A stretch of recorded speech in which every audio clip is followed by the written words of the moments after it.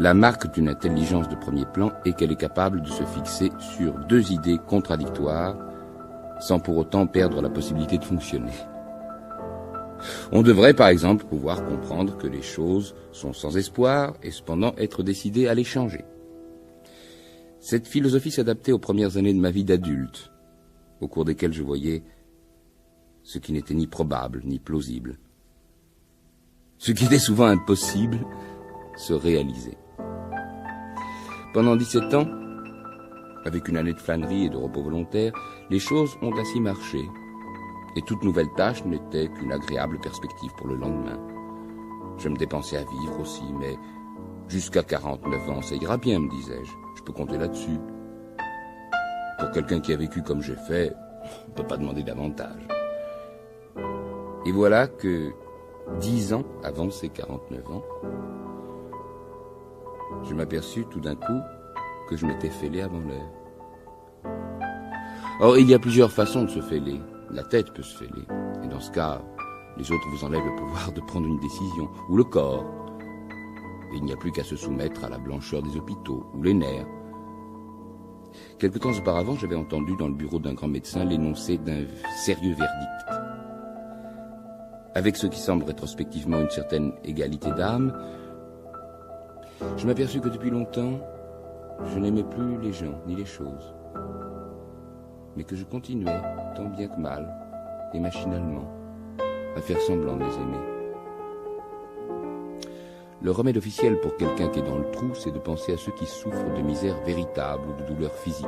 C'est une recette de bien-être éprouvée pour le cafard en général et pour tout le monde, le jour durant, un assez bon conseil à suivre. Mais à 3 heures du matin, un colis oublié prend une importance aussi tragique qu'une condamnation à mort, et le remède est sans effet. Et dans la nuit véritablement noire de l'âme, il est toujours, jour après jour, 3 heures du matin. Je compris que le roman, qui à l'époque de ma maturité était l'instrument le plus solide et le plus souple, qui permit de faire passer émotion et pensée d'un être humain à l'autre, était en train de se subordonner à un art mécanique et communautaire, incapable, que ce soit aux mains des marchands de Hollywood ou des idéalistes russes, de refléter autre chose que la pensée la plus banale, que l'émotion la plus évidente. C'était un art dans lequel les mots étaient soumis aux images,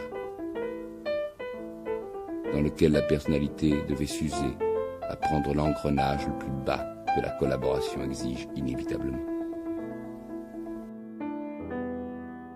Je voulais simplement la tranquillité absolue pour décider pourquoi je m'étais mis à devenir triste devant la tristesse, mélancolique devant la mélancolie et tragique devant la tragédie.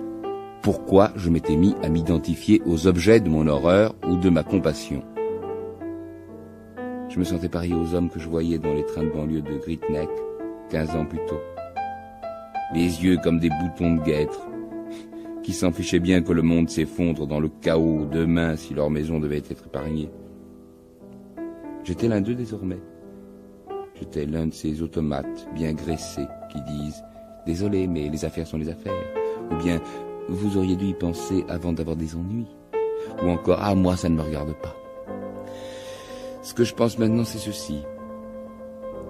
L'état naturel de l'adulte sensible est une absence de bonheur mitigé.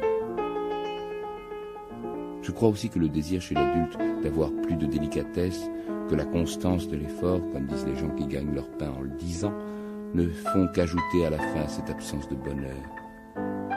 Et je crois que mon bonheur, ou ma capacité d'illusion, appelez-le comme vous voudrez, était une exception. Ce n'était pas quelque chose de normal, mais quelque chose d'anormal. D'anormal, comme la prospérité. C'est ce que je viens d'éprouver à son parallèle dans la vague de désespoir qui a balayé le pays, quand la prospérité a pris fin. J'essaierai d'être un animal aussi correct que possible. Et si vous me jetez un os avec assez de viande dessus, je serai peut-être même capable de vous lécher la main.